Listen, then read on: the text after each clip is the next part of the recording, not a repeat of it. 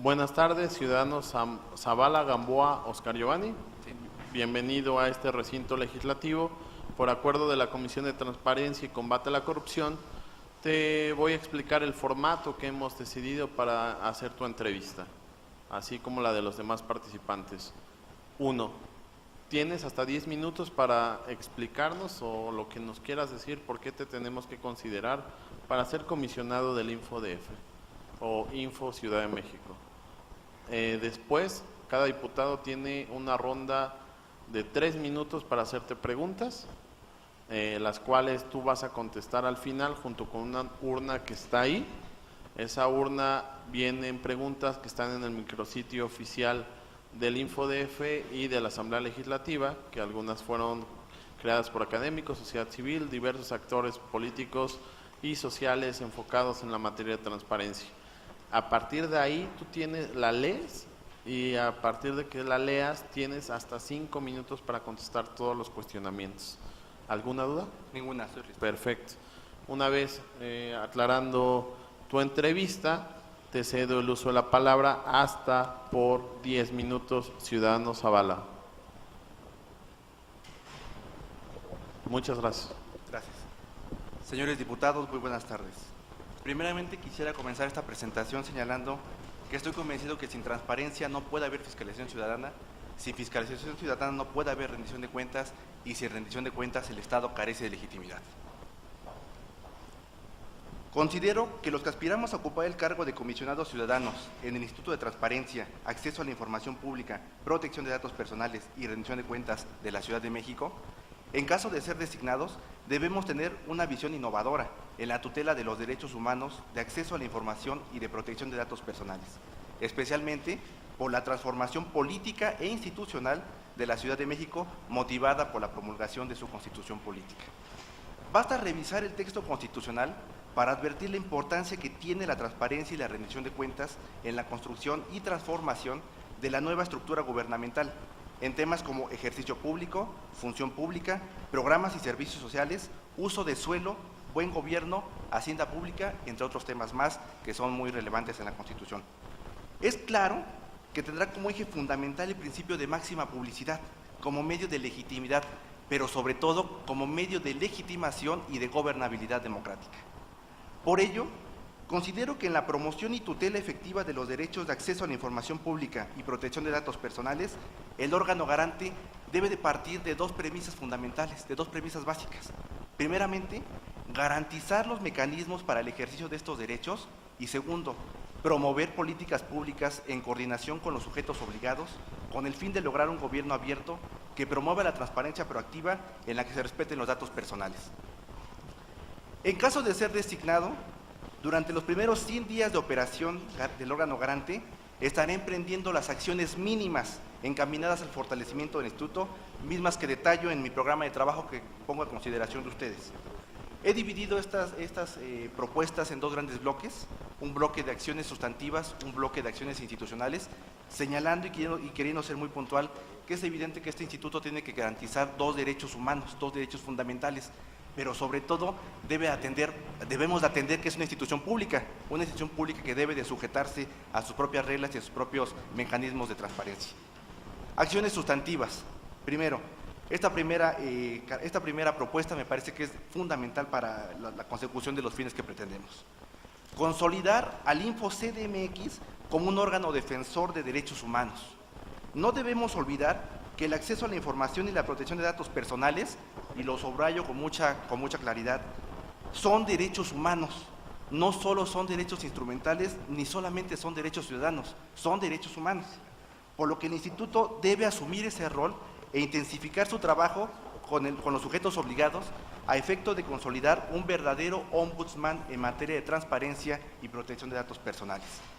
Para ello se deben de tomar los más altos estándares internacionales y siempre siguiendo los principios de universalidad, interdependencia, indivisibilidad, complementariedad, integralidad, progresividad y no regresividad que establece la Constitución local en ese sentido.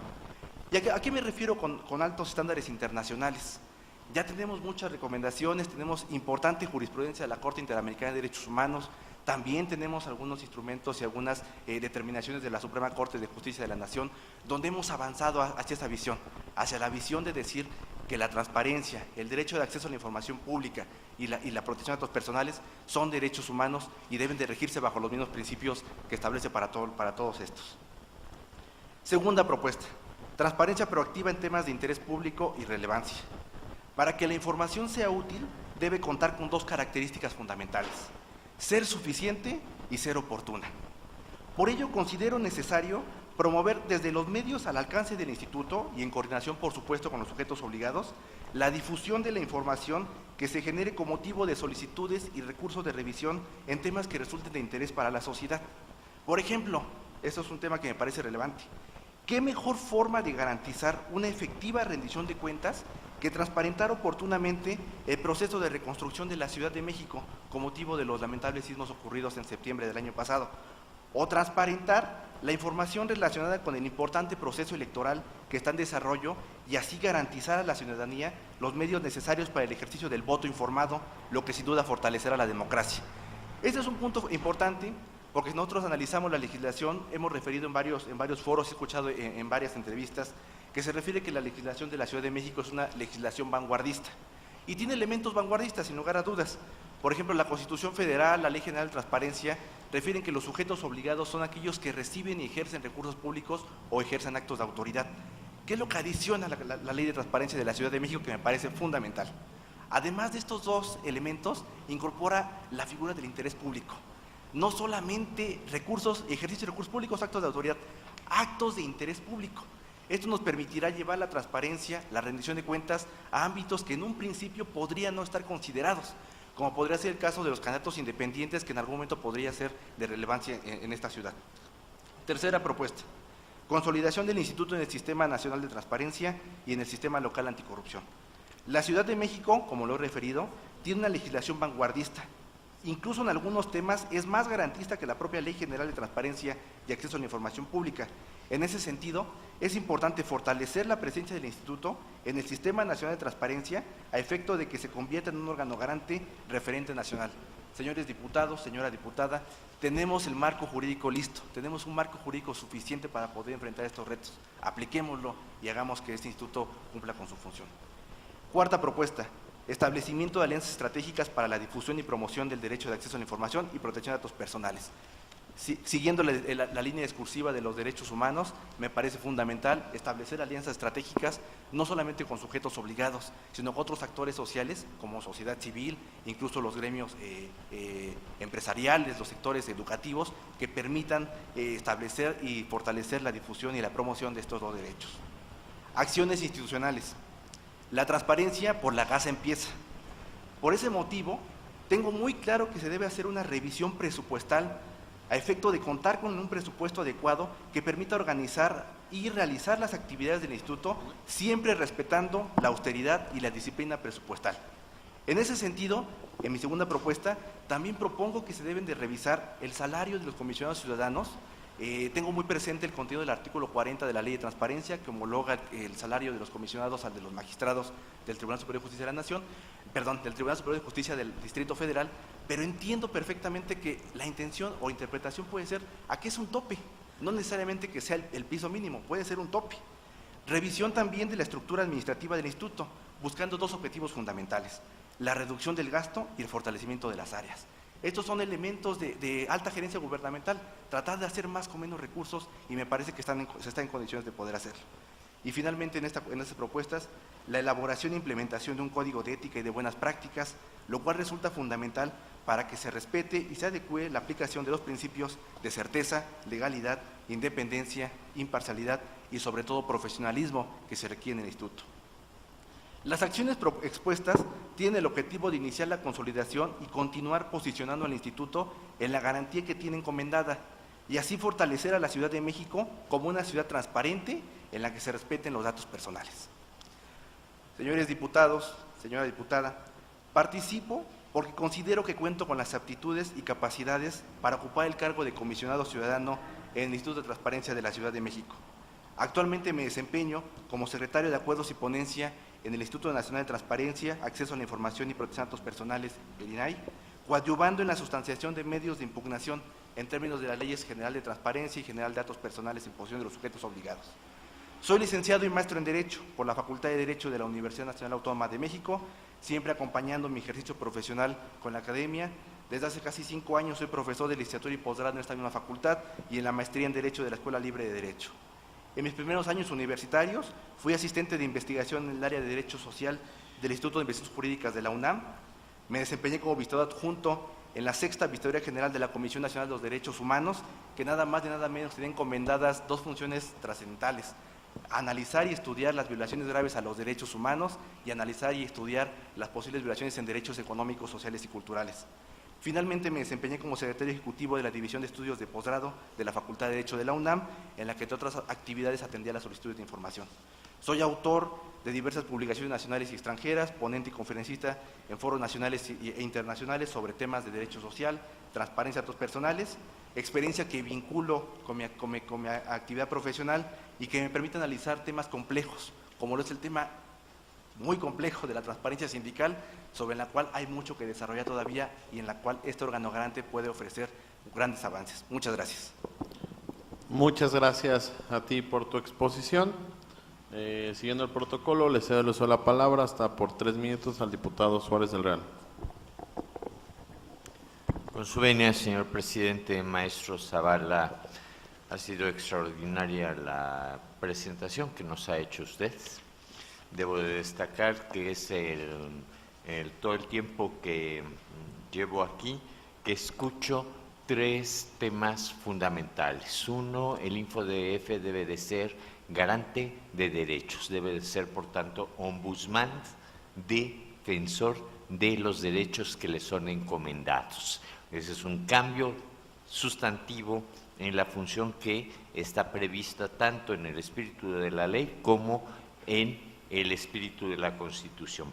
2, le voy a pedir de favor profundizar sobre el modo informado, que ese también es un término de derechos humanos, que además usted está estableciendo, y eso es lo que me gustó mucho escuchar y quisiera que profundizara, alianzas estratégicas con sociedad civil para poder generar no solamente promoción del derecho, sino este modo informado. Y por último, que nos hablara del Código de Éticas y Buenas Prácticas. Por sus respuestas, gracias. Muchas gracias, diputado Suárez del Real. Le cedo el uso de la palabra al diputado Juan Gabriel Corchado. Muy buenas tardes.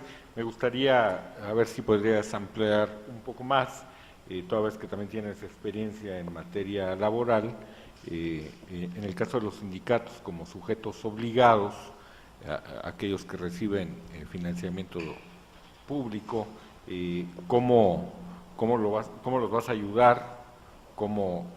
¿Bajo qué parámetro vas a trabajar con estas organizaciones? Y ¿sería cuánto? Gracias, diputado Corchado. Es momento de mi pregunta. Escucharte y ver tu posicionamiento, algo que yo creo arduamente, que es que la rendición de cuentas, el acceso a la información pública tiene que convertirse, a pesar de que ya viene un adelanto en el texto constitucional de un derecho humano, la rendición de cuentas todavía no lo es. Y precisamente generar un órgano garante en donde se le dé al ciudadano la oportunidad no solamente de pedir información por oficio, sino por realmente un derecho, y que en este caso la administración pública tenga la obligación, pero también tenga la obligación de darla fehacientemente, pero también tenga el mecanismo para que no sea una obligación total, sino como un derecho ciudadano, un derecho humano para acceder a la información sin necesidad de pedirlo.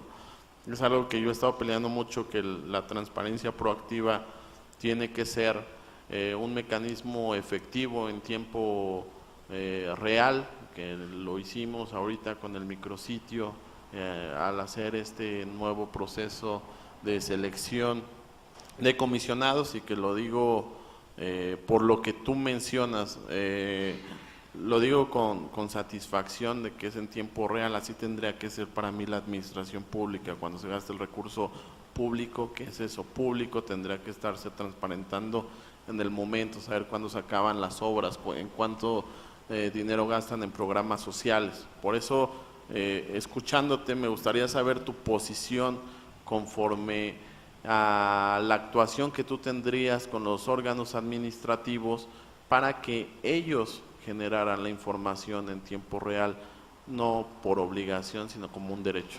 Gracias. Diputada Lutlo. Gracias. Buenas tardes, Oscar. Buenas tardes. Preguntarte, sobre todo por el instituto del que vienes, han venido varios aspirantes del INAI y como que hay una pregunta que me gustaría hacerte, ya le he hecho a alguno de tus compañeros, y es el tema de esta visión, ¿no? ¿Qué es lo prioritario o en todo caso cuál es el equilibrio perfecto? ¿Fomentar a la ciudadanía a que haga más solicitudes de información o fomentar a las instituciones a que transparente cada día más la información que tiene que ver con los ciudadanos e ir contribuyendo en la parte que corresponde, que es con la transparencia, a la construcción de instituciones que efectivamente atiendan a las necesidades de la población, ¿no? ¿Cuál es el círculo perfecto en sociedades transparentes? O sea, aquellas sociedades que más preguntan o aquellas sociedades que a través de buenos servicios no dan satisfacción a la población. Muchas gracias, diputada. Paso la urna para que usted saque su pregunta del micrositio.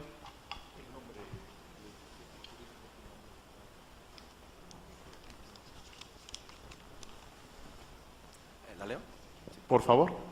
De acuerdo con el artículo 6º constitucional, ¿quién tiene la facultad de presentar recurso de revisión ante la Suprema Corte de Justicia de la Nación? ¿Qué medio de defensa tienen los sujetos obligados frente a las razones de los órganos garantes? Ok. Bueno, si me permite, la contesto inmediatamente, es una pregunta. Ok, ¿sí? ok. Los órganos garantes no tienen ningún medio de defensa contra las razones, son inatacables, inapelables para los sujetos obligados. Y de acuerdo con el artículo 6º constitucional, es el consejero jurídico de la Federación quien puede interponer el recurso ante la Suprema Corte de Justicia de la Nación. Perfecto. A partir de ya te regalamos 30 segundos, no te preocupes. Perfecto. No es broma, solo te molesto. A partir de este momento tienes 5 minutos para contestar tus preguntas. Claro que sí, muchas gracias. Temas muy interesantes que trataré de agrupar en algunos casos por estos escasos 5 minutos. Tomo las preguntas del diputado Suárez del Real. Señor diputado, el modo informado es fundamental en el tema, es un tema trascendental para los derechos humanos. Para los que tuvimos la oportunidad de trabajar o colaborar en violaciones graves a derechos humanos o derechos económicos y culturales, tenemos presente que el modo informado es la llave para que se puedan ejercer esos mismos derechos, pero de una manera informada y con los elementos necesarios para poder llevar a cabo las investigaciones. Y también para poder legitimar las investigaciones. En algunos casos, incluso en la Corte Interamericana, lo ocupan este principio fundamental para llevar a cabo investigaciones que sean de trascendencia, como todas las que investiga la Corte Interamericana, pero fundamentalmente para que tenga legitimidad el proceso de investigación. Entonces, si podemos vincular estos derechos, este modo informado de la transparencia, el acceso a la información y datos personales con otros derechos humanos, podemos tener, digamos, complementar el círculo de interdependencia que existe entre ellos y poder llegar a mejores fines.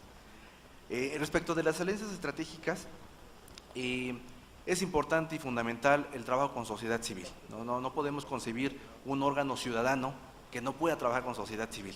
Sin lugar a dudas, debe de acercarse a la sociedad este instituto y buscar también establecer líneas de acción, no solamente con ellos, sino también con otros entes que pueden estar interesados en los temas de transparencia, como podría ser perfectamente incluso la iniciativa privada, ¿no? Que hemos visto varios comunicados, incluso de la propia Coparmex, del sector empresarial, que se ha manifestado opinando en temas de anticorrupción, etcétera, donde considero fundamental que pueda haber una alianza estratégica con ellos. Respecto al código de ética, Es necesario, ¿no? Digamos que si queremos un funcionamiento público eficiente, necesitamos establecer parámetros éticos y de buen comportamiento, no solamente para el desempeño de las labores, sino también para el desempeño de las propias funciones institucionales que hay al interior y al exterior de los sujetos obligados.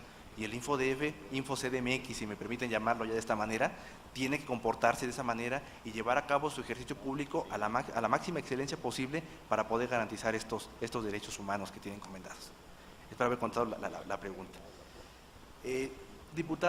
Señor diputado Corchado, específicamente hablando del tema de sindicatos, es un tema que verdaderamente es delicado. Verdaderamente, si vemos el padrón de sujetos obligados sindicatos en el InfoCDMX, tenemos 21 sindicatos registrados. Tenemos 21 sindicatos.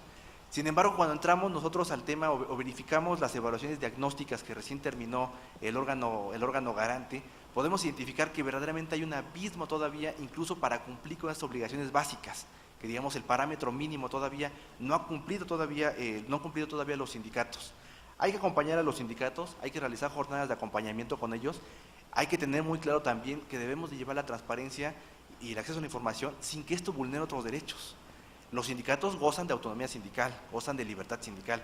Tenemos que ver la forma de que llevar a cabo un ejercicio de ponderación en el cual coexistan ambos derechos, tanto la transparencia como la autonomía sindical que tienen los propios sindicatos, que entiendo habrá disposición de trabajar, pero es un tema que sin lugar a dudas será delicado, por ejemplo, por el tema de las cuotas sindicales, por ejemplo, de los recursos públicos que se reciben con motivo de las condiciones generales de trabajo, son temas que hay que analizar y sin lugar a dudas el acompañamiento con ellos es fundamental. Si me permiten, trataré de agrupar las preguntas del diputado Sánchez y la diputada Dunia, porque van un poco de la mano, si me permito contestarlas de esta manera. ¿Cuál puede ser el equilibrio? Y es que justamente eso trataba yo de referir al principio de mi exposición. Debemos tener dos mecanismos, debemos de analizar los derechos humanos desde dos puntos de vista. Garantizar su ejercicio, pero también llevar a cabo políticas públicas. Puede haber más recursos, puede haber más solicitudes de información, pero necesitamos establecer líneas de acción que nos permitan hacer coexistir tanto las solicitudes de información como los recursos de revisión. Fomentar la transparencia proactiva, fomentar el gobierno abierto, por supuesto, pero en caso de que no tengamos estos mecanismos, sí recurrir al recurso de revisión, por supuesto, que en esas otras de las ventajas que tiene y bondades que tiene la ley, reduce los tiempos para poder resolver los recursos de revisión, entre otros temas. La rendición de cuentas, me queda perfectamente claro que no es un derecho humano, pero si fortalecemos transparencia, si fortalecemos acceso a la información pública, podremos llegar a la rendición de cuentas, no como un derecho humano, pero sí como consecuencia del ejercicio de estos dos derechos humanos. Por mi parte sería todo, espero haber contestado la respuesta. Muchas gracias. Muchas gracias, ciudadano Zavala. Le instruyo a esta Secretaría Técnica y acompañe al ciudadano fuera de este salón de sesiones. Muchas gracias y que tengas muy buenas tardes.